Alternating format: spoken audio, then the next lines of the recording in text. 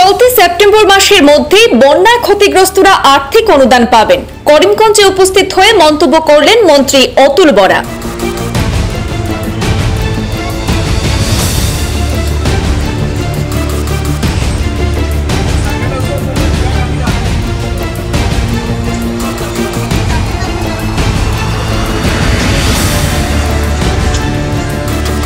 আজ রাজ্যে কৃষি, ভেটেরিনারি, সীমান্ত উন্নয়ন ইত্যাদি বিভাগের মন্ত্রী অতুল বরা উপস্থিত হলেন করিমগঞ্জ জেলায়। সেখানে জেলার বিভিন্ন বিভাগের আধিকারিকদের নিয়ে জেলা শাসকের কনফারেন্স হলে পর্যালোচনা বৈঠকে অংশগ্রহণ করেন তিনি। কেন্দ্র এবং রাজ্য সরকারের বিভিন্ন প্রকল্পগুলির সুষ্ঠু বাস্তবায়ন এবং অগ্রগতি খতিয়ে দেখেন মন্ত্রী অতুল বরা। পর্যালোচনা বৈঠকের পর সাংবাদিকদের মুখোমুখি হয়ে প্রতিক্রিয়া ব্যক্ত করে মন্ত্রী বলেন, সমগ্র আসামের সাথে করিমগঞ্জের বন্যা সম্পর্কে তিনি ওয়াকিবহাল আছেন। তিনি বলেন, 1 মাসের মধ্যে বন্যায় ক্ষতিগ্রস্তরা সরকার থেকে আর্থিক অনুদান পাবেন।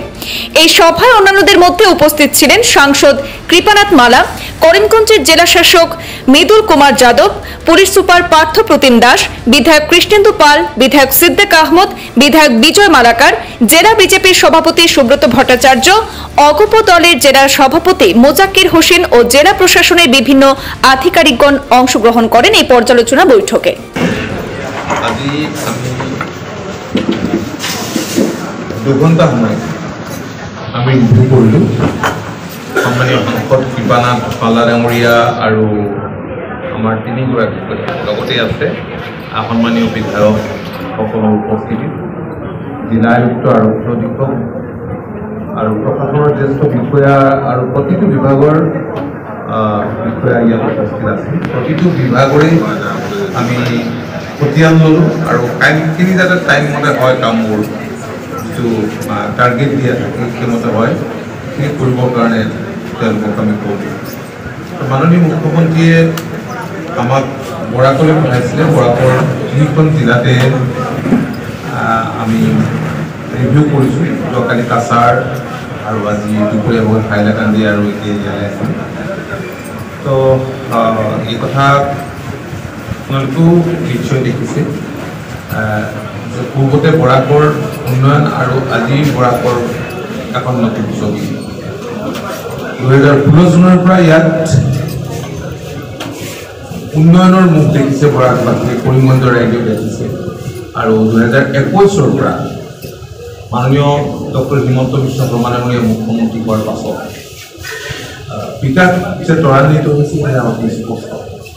আপোনালোকে জানে যে মই বৰ্ডাৰ প্ৰটেকশ্যন এণ্ড ডেভেলপমেণ্ট বিভাগৰ বৰ্ডাৰ ডেভেলপমেণ্ট এণ্ড প্ৰটেকশ্যন বিভাগৰ দায়িত্বটো আছে। এই বিষয়টো মই আজি বিশেষভাৱে আলোচনা কৰিছোঁ। ইয়াত DC আছে, ফৰেষ্ট অফিচিয়েলো আছে। কাৰণ এটা আনফৰ্চুনেট ইনচিডেণ্ট এটা হৈ গৈছিল। তাৰপিছত মাননীয় মুখ্যমন্ত্ৰীৰ পৰামৰ্শমতে আমি মিজোৰামলৈ গৈছিলোঁ।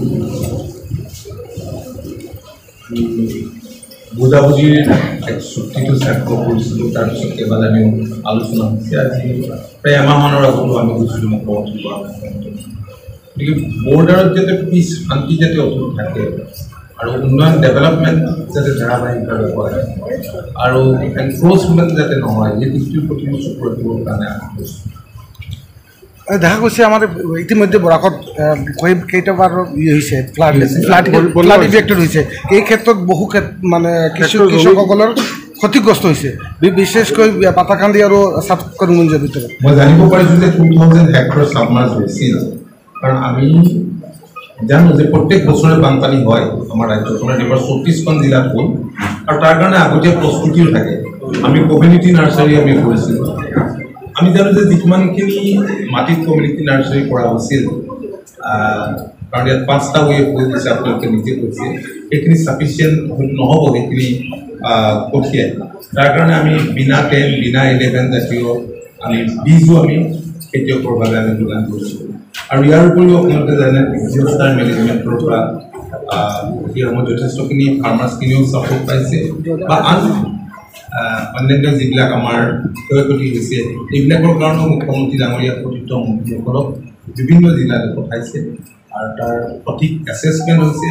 জিলা আয়ুক্তই বেলেগ বেলেগ ডিপাৰ্টমেণ্টৰ বিষয়া লগাই পেলাই প্ৰপাৰ এছেছমেণ্ট কৰিছে আমি ভাবিছোঁ যে ছেপ্টেম্বৰৰ ভিতৰত যিখিনি মানুহৰ ক্ষয়ক্ষতি হৈছে হাউচ ডেমেজ হৈছে কিছুমান পাৰ্চিয়েল ডেমেজ ক'ৰবাত ফুল ডেমেজ আৰু অন্যান্য সৰু মৌ যিবিলাক ডেথ হৈছে এইবিলাকৰ ক্ষয়ক্ষতি তেওঁলোকে লাভ দেখা গৈছে আৰু আমি যিহেতু ইয়াত দেখিছোঁ যে বানপানীত যথেষ্ট ক্ষতি হ'ল গতিকে ৰাবিৰ কাৰণে আমি প্লেন কৰিবলৈ কৈছোঁ ৰাবিৰ ক্ষেত্ৰত আমাৰ ডিপাৰ্টমেণ্টৰ পৰা যিখিনি ছাপোৰ্ট লাগে সেই ছাপোৰ্টখিনি আমি দিম আৰু প্ৰধানমন্ত্ৰী ফচল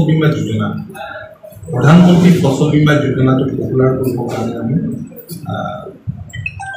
এৱাৰনেছ ক্ৰিয়েশ্যনৰ কাৰণে এৱাৰনেছ ক্ৰিয়েট কৰিবৰ কাৰণে বিভাগীয় বিষয়াসকলক আমি নিৰ্দেশ দিছোঁ আৰু এই ক্ষেত্ৰত আমাৰ যিখন জনপ্ৰতিনিধি আছে সন্মানীয় জনপ্ৰতিনিধি দেখা গৈছে কৰিমগঞ্জৰ যিটো বীজ বণ্টন হৈছিল আপোনাৰ ডিপাৰ্টমেণ্টৰ পৰা সেইটো দেখা গৈছে যেন বৃহৎ সংখ্যক বেনিফিচিয়াৰীয়ে বীজ পোৱা নাই এক্স পঞ্চায়ত প্ৰতিনিধিৰ মাৰ্ফত বীজবিলাক দেওয়া হৈছিলে যদিও পঞ্চায়ত এতিয়া ভাঙি গৈছে সেই ক্ষেত্ৰত আপুনি কি ক'ব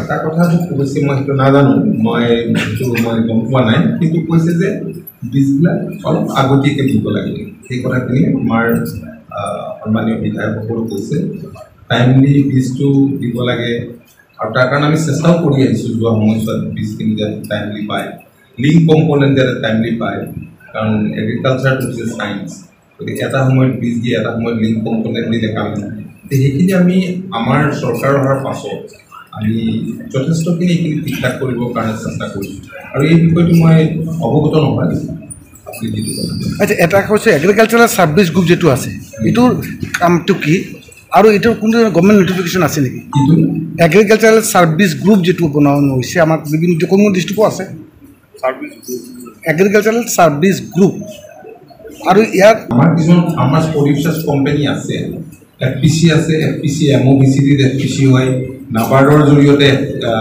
FPC হয় আমি বেলেগ বেলেগ স্কিমত ফাৰ্মাৰ্ছ প্ৰডিউচাৰ্ছ কোম্পানীবিলাক আমি গঢ়ি তুলিছোঁ সমগ্ৰ ৰাজ্যত যাতে কালেক্টিভলি খেতিয়কসকলে খেতি কৰিব পাৰে কাৰণ আমি জোৰ দিছোঁ কৃষকৰ ইনকমৰ ওপৰত দেশৰ প্ৰধানমন্ত্ৰী মাননীয় নৰেন্দ্ৰ মোদী ডাঙৰীয়াই কৃষকৰ ইনকম যাতে দুগুণ হয় তাৰ কাৰণে বেলেগ বেলেগ ছাপোৰ্ট দিছে আজি ধৰক PM কিষাণৰ 17তম কিস্তি ইয়াত প্ৰায় 60,000 মানুহ কৃষক উপকৃত হৈছে ডাঙৰ কথা এই ক্ষেত্ৰখনলৈ এটা পৰিৱৰ্তন আনিবৰ কাৰণে বিভাগৰ তৰফৰ পৰা চৰকাৰৰ তৰফৰ পৰা আপ্ৰাণ চেষ্টা কৰা হৈছে আৰু য'ত এনেধৰণৰ প্ৰতিশ্ৰুতি আমি প্ৰত্যক্ষ কৰিছোঁ ইয়াত অলপ প্ৰব্লেম আছে শ্বৰ্টেজ অফ মেন পাৱাৰ ইয়াত বহুত এই এগ্ৰিকালচাৰ আমাৰ যাক আগতে গ্ৰাম ৰোগ বুলি কৈছিল এগ্ৰিকালচাৰ এক্সটেনশ্যন এছিষ্টেণ্ট কম আছে এইখিনি আমি ফিল আপ কৰিবৰ কাৰণে